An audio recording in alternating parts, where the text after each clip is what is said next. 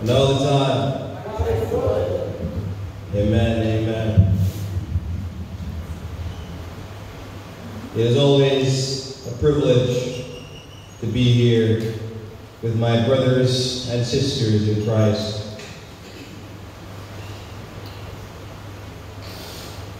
I would like to take the time now to give recognition to all the ministers who are here, all the elders, all the various workers in Christ. Give yourselves a hand. God bless you.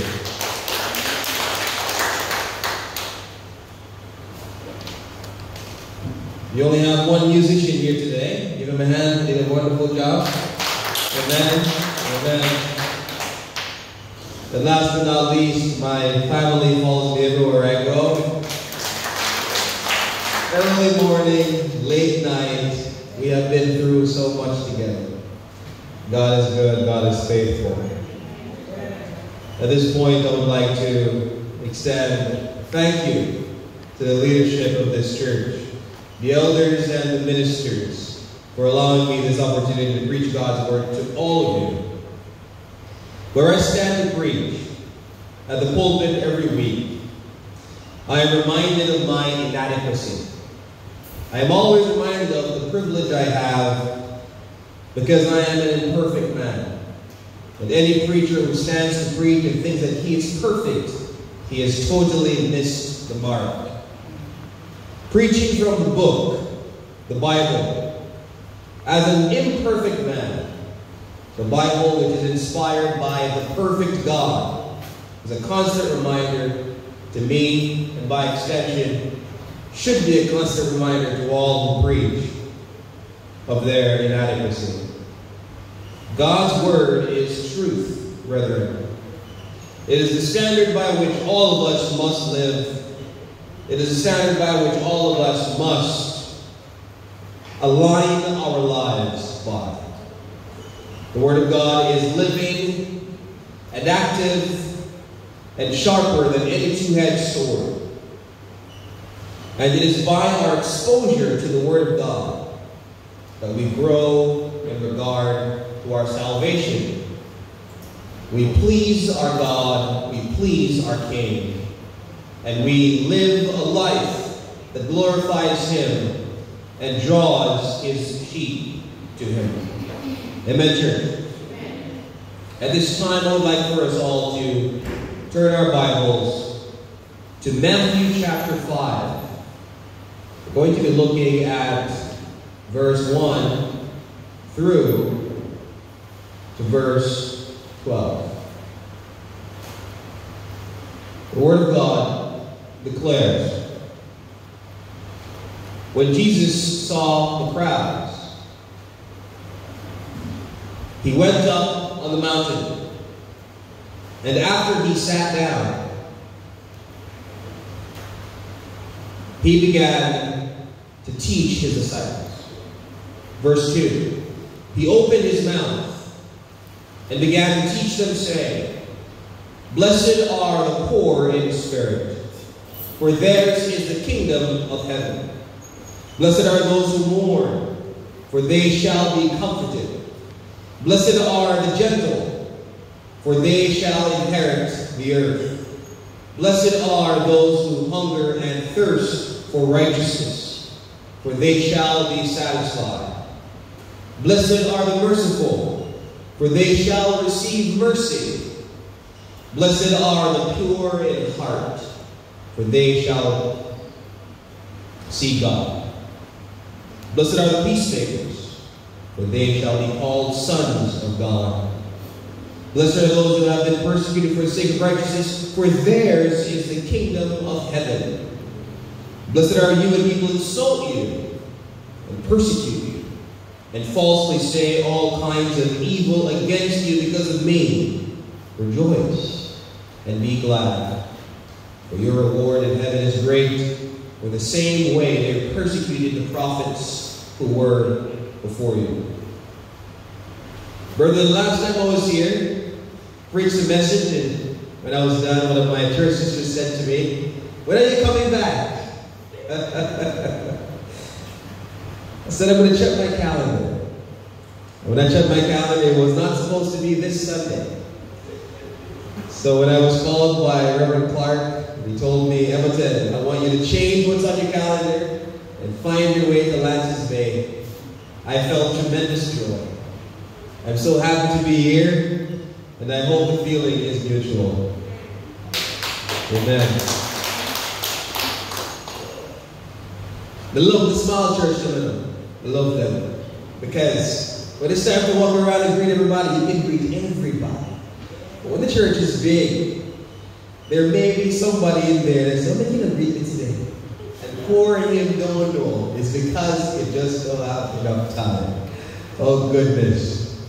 I want to speak to all of us this morning using the sermonic title, Blessed Are the Peacemakers. I want to give you the context of this pericope of Scripture. Jesus had just begun his ministry. After numerous healings and demon extractions and miracles and lots of teachings, the Son of Man had gained an enormous following. A crowd of people from all over Judea, Jerusalem, Tyre, and Sidon flocked around him in hopes to be touched by Jesus' healing power, which literally flowed from him. When Jesus saw the crowds, he went to a nearby mountainside and prayed all night. When morning came, he called his disciples to him and designated 12 of them as apostles. The hordes of followers still clamored for Jesus' attention, so he gathered his disciples, sat them down on the mountainside, and began teaching them within the hearing of the masses. Jesus began his teaching with 8 statements of correlating blessing, instruction, and promise. 8 statements, 8 benedictions, 8 propositions that we now know as the Beatitudes. I want to, at this point, brethren, quote one of my favorite preachers. His name is Charles Spurgeon. What he had to say about the Beatitudes is this, and I quote, "The Beatitudes rise, one above another, but they spring out of each other, as if each one depended upon all that went before it. Each growth feeds a higher growth, and the 7th is the product of all the other 6.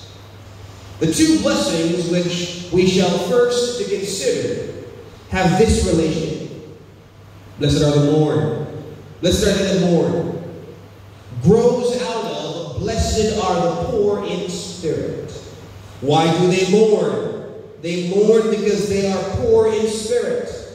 Blessed are the meek is a benediction which no man reaches till he has felt his spiritual poverty and mourned over it.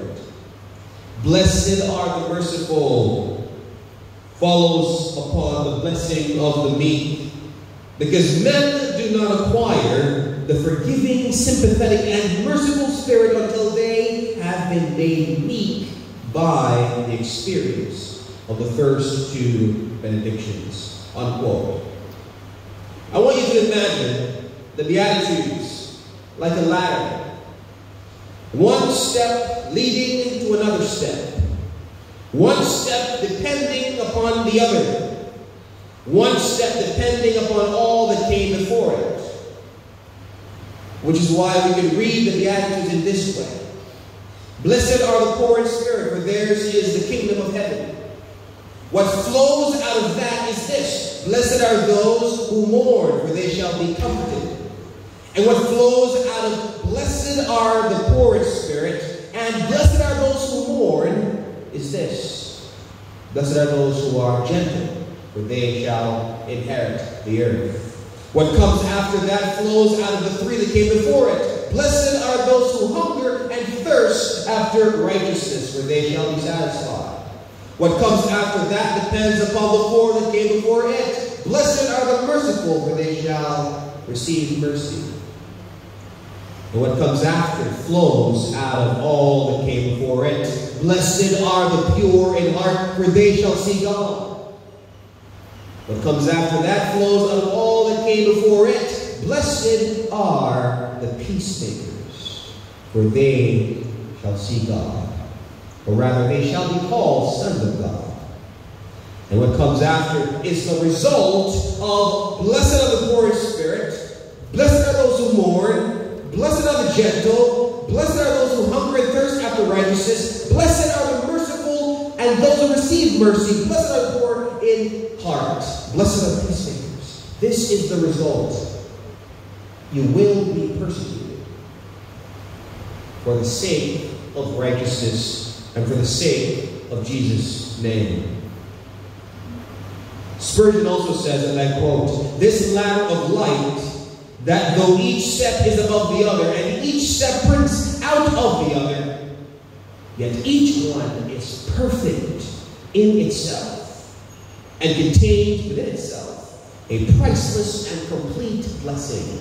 Unquote. Why is this the case, brethren? That even though each depends upon the other, each of them yet are perfect. It is because these are all gifts of God. Notice the first word of each beatitude. Blessed are. We all know, brethren, that blessing comes from God. We all know that all blessing comes from our Father in heaven. We all know of what James said in James chapter 1, verse 17.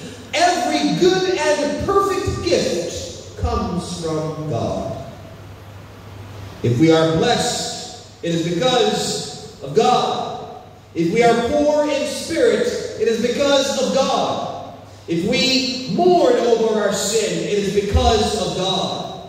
If we are gentle, it is because of Him. If we hunger and thirst after righteousness, it is because of God. If we are merciful, it is because of God. Brethren, if you and I are pure in heart, it is because of God. And because of our sermonic title today, I have to stop right here. Blessed are the peacemakers. We are peacemakers because of God. With all that said, brethren, I want to give you all 3 points. Latching on to verse 9, which says, "Blessed are the peacemakers, for they shall see, or rather, they shall be called sons of God." The first point, brethren, is this. The identity of the peacemaker. The identity of the peacemaker, brethren, is this. The peacemaker is a child of God. That is the identity. The peacemaker is the child of God by the grace of God given to him or her without any merit of their own. Consider these verses. Because God is identified as the God of peace, those who are His children will be peacemakers. Romans chapter 15, verse 33, the Bible says, "Now the God of peace be with you all."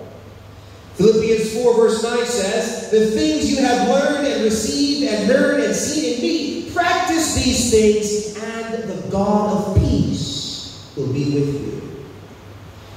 1 Thessalonians chapter 5, verse 23, "Now may the God of peace Himself sanctify you entirely." And finally, brethren, Hebrews chapter 13, verse 20, "Now the God of peace, who brought up the great shepherd from the dead, be with you all." Brethren, this Bible, this Word of God identifies our King as the God of peace, which means that every one of us who are His children will be peacemakers. Which means that the opposite is true. If you are not a peacemaker, you are not a child of God. The Bible identifies this grace of God, this grace that has been given to every one of His children as the grace of adoption. That is why in Romans chapter 8, the Bible speaks about how we have received the Spirit of sons. And as a result, we can call God our Father. We can say, Abba, Father. We remember in Hebrews, we remember in Galatians, when the Bible speaks about the fact that we have received the spirit of adoption because we have been redeemed by God. Ephesians chapter 1 speaks about the fact that we have been predestined to adoption as sons through Jesus Christ to himself. This, brethren, reminds all of us of the reality that all of us, because we are children of God, we must be peacemakers. We must be peacemakers because we are his children. A peacemaker is a child of God. But notice what the first part of the verse says. Blessed are the peacemakers. The reason why we are peacemakers is because we are blessed. The reason why we turn away from violence is because we are blessed. The reason why we say no to temptation is because we are blessed. I have to bring this up. I notice that every time I'm given a subject to preach on, the week leading up to that sermon, I'm given a temptation to see if I'm going to give in to what I'm going to preach to everybody about, not to give into. God set me on man this week. He said, Everton, you're going to preach about being a peacemaker. Let's see if you're a peacemaker this week. So I have two stories for you. Story number one. I drove to Montego Bay in the week. My car broke down and I called the mechanic to come and check on my car for me. But he waited so long to get ready to come, I had to wait for him for a long time. I got hungry. Went into a nearby food spot. And mind you, their AC was not working because of an incident that took place. So the entire place was hot. And because the place was so hot, the people who were serving the food, all females, it seemed as though they were having their hormones raging up on them on that particular day. Because everybody they spoke to was seasoned with disrespect, scorn, and a bad attitude. I went up to the cashier to purchase some food, and the cashier said to me, "You can't have what I want. We'll make our way to land." Oh my goodness, I'm so sorry. I'm a first timer. I had no idea I was supposed to speak to this cashier instead of this one. What went through my mind was to say, I only got to talk to him. But I moved on to the next section where I was supposed to collect the food. And the food came out when I was supposed to get it. And I noticed nobody asked me what pieces of the meat I wanted in my food before they brought the food out. Like, wait a minute. So I asked the lady who was giving me the food. No one asked me what meat I wanted. So how come the food come out that I didn't ask for what I wanted? She said, so we're supposed to know, say never ask for what I want. I said, I'm so sorry. I was just curious. And I have a question for you, ma'am. Just indulge me for a moment. How is someone supposed to know that they are supposed to tell you at the cashier what meat you want before you go and collect the food? Her response to me was, what do you want for this, sir? What do you want for do? I'm so sorry, I'm just asking for future reference. Mind you, I'm never going back there, ever. Even though I said I'm just asking for future reference. I collected the food, and what was in the food was something I don't like to eat, and that is chicken breast. Give me anything else, I don't like chicken breast. I sat down in the restaurant, and I had my chicken breast. I thanked the Lord for it, and then I went my way. I said, God, why, oh why? Because they are frequent peacemaker, I just come in Sunday. Boy.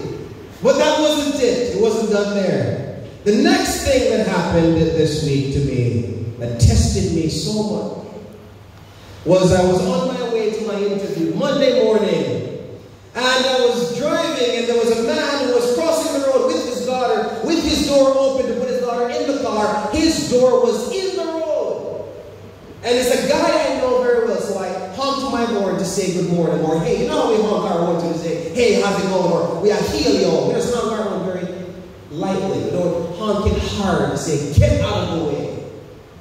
Just honked it to say good morning.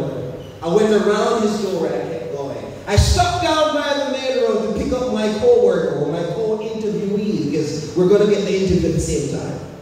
To my surprise, while I was waiting on my friend, the guy I drove past came in front of me in a violent rage, driving his car really fast and stopped. Came up to his car, walking toward my car doing this and moving his mouth really quickly. I'm like, oh, this man is cussing. He's saying something very, very violent. So I wound my window down. He came up to the window and said to me these words. You see, if you never know, you'll be a box in your face this morning. You're going to see me and put my dad on the car. We are hurry before. Next time you see me and put my dad on the car, you're weird. I looked at him and I said, I was not hurrying you, I was honking my horns to heal you.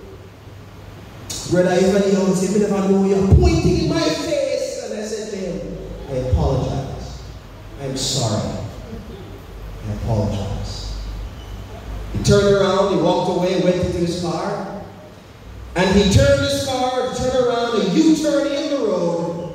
And I gave him the go-ahead, even though I had the right away to just cut him off. And I blew my horn again. The same blow I gave in the morning of that incident. And he honked his horn back at me and waved at me and went on his way. Called my father, told him about the incident. And my father said to me, he don't know, you know martial arts, don't you? I said, yeah, he doesn't know. But Daddy, we as Christians, we must always try to de-escalate the situation. If he had come and put his hands on me, then I would have to defend myself. But he didn't do that. He came with his violent rage, cursing at me, pointing in my face, and threatening me. I said, I apologize.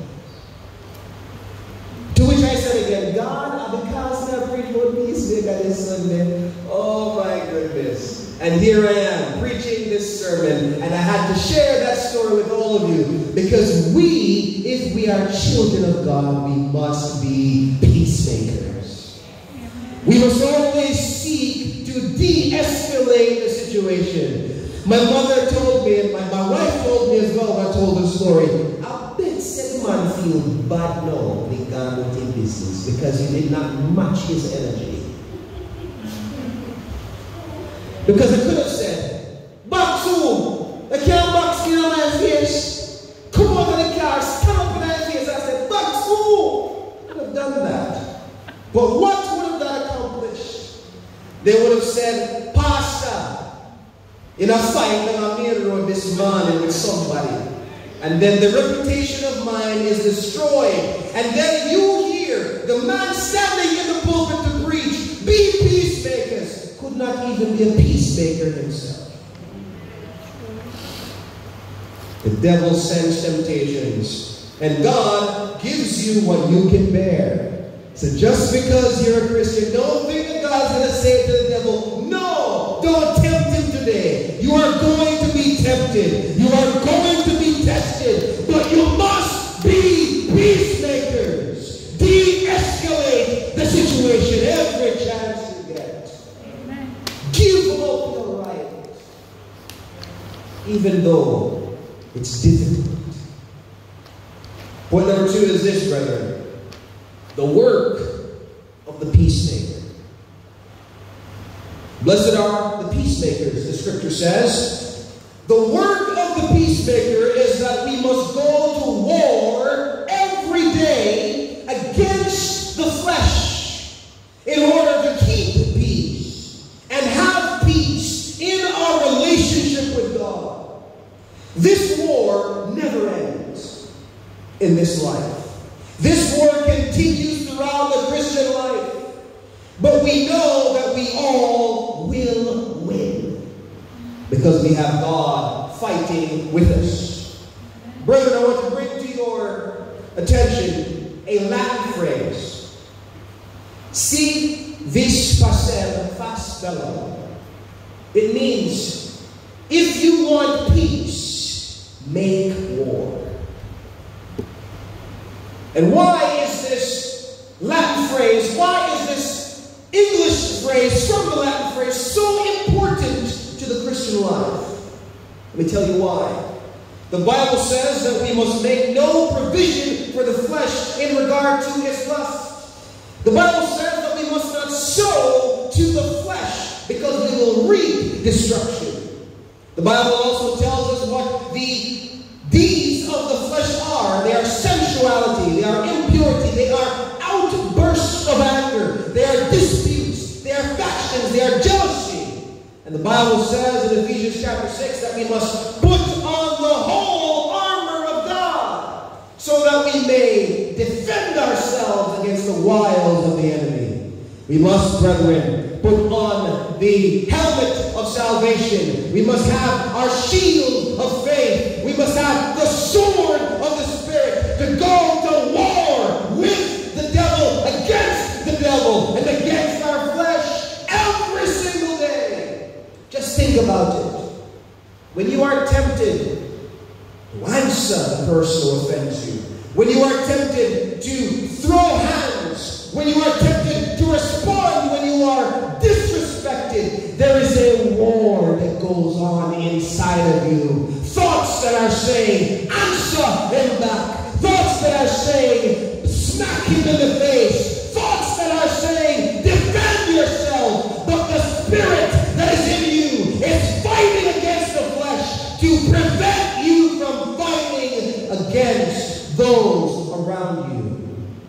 Blessed are the peacemakers, for they shall be called sons of God. Brethren, it ain't easy. This week for me was not easy. When that cashier said to me, what she said to me, what went through my mind, oh my goodness, to say back to her. When the lady who gave me the food said what she said to me, the thought that went through my mind, I didn't do it, but it went through my mind, was to take the food and throw it at her. The thought went through my mind. I didn't do it, but the thought went through my mind. And guess what? I did not get away scot-free. Because even if you think about being violent, brethren, you sin because you desire to do it. And the thought went through your mind. That is how serious this is. Peacemakers don't become violent in times of temptation. And peacemakers try their very best not to even think about it as well. I had to say, Lord, forgive me. My temper was raging inside. I had to breathe, I had to breathe, I had to breathe, I had to breathe. Inhale, exhale, and said to her, I was only asking for a future reference, even though I will never go back there. The food that they go into is good. When you know good food, remember, I have a wife who cook good food. When you know good food, you know when the texture of the meat not ready yet. You know when the seasoning for the meat no reach where it's supposed to reach. When the meat went too fresh and the other one went too spicy. What can I do so? Are the same pot they cooking? Jesus, peace. So you went through all of that in the restaurant and you hold your composure.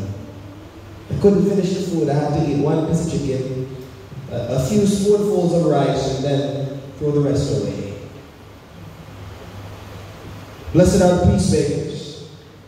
This is a reminder to all Christians. Every individual who is a child of God must remember that his work as a peacemaker is to go to war every day against the flesh. Do not feed your lusts. Do not feed your fleshly desires. Do not feed your temptation. Do not give in to the flesh, because you are a child of God. And people are watching you, waiting for you to fall. Just so that they can say, everybody that got in church there, I hypocrite. But brethren, I want to keep you long. Point number 3 is this: the reality of the peacemaker. Blessed are peacemakers, for they shall be called sons of God. This is our reality. The reality of the peacemaker is that we will be called by outsiders of the faith and and the insiders of the faith, sons of God. People who are not Christians will say, there goes a son or daughter of God. People who are Christians will say, there goes my fellow brother in Christ. By our actions, our words, and our deeds. This is the reality of the peacemaker. The Bible says that we must let our light shine before men in such a way that they may see your good works and glorify your Father who is in heaven. The Bible also says this in John chapter 13, by this all men will know that you are my disciples, if you have love for one another. Brethren, this passage, or rather these two passages, remind all of us that we must live a certain way, talk a certain way, and by extension, think a certain way, because we are being watched by outsiders of the faith and the insiders of the faith. This is our reality. We must live as peacemakers. We must make war against the flesh, because we are being watched by everybody around us, people in church and people outside of the church. We must be peacemakers so that everybody who looks at your life can see the handprint of God, the DNA of God, the Spirit of the living God living inside of you, because you want peace with all men and women. Amen, church. We must live peacefully. One of the characteristics of an elder that we find in the characteristic chart in 1 Timothy chapter 3 and Titus chapter 1 is that he must not be a brawler, not someone who loves to fight. As somebody step by your toes and you want to knock off their head. You can't be a pastor and you are a brawler, along with other qualifications. Brethren, I can say that as it relates to that particular qualification, the only time I think I'll fail in that regard is if somebody ever nicknamed bad, disrespect the wife, or put their hands on the wife, or hurt the wife in any way. Because God has given me such a protected spirit for my wife, and even more for my daughter. Because on that special day when I walk my daughter down the aisle to hand her over to her supposed husband, has to be a man that I say yes to. It has to be a man that I say, yes, you are allowed to marry my daughter. Because my entire life I've spent protecting this girl. And now I see the need to hand that responsibility over to you. Has to be somebody who will do the same job that I did or better. God will not give you what you cannot bear. I know that I could not bear someone disrespecting my wife, or hurting my wife physically, or hurting my daughter physically. You are going to hear, say, Pastor Curtin or Reverend Curtin, when that day comes by God's grace, say he go defend his family and hurt somebody. Because that is the breaking point. And need I say that all of us have a breaking point. That is why when God allows the devil to tempt any of us, he always, with the temptation, provides a way out of it.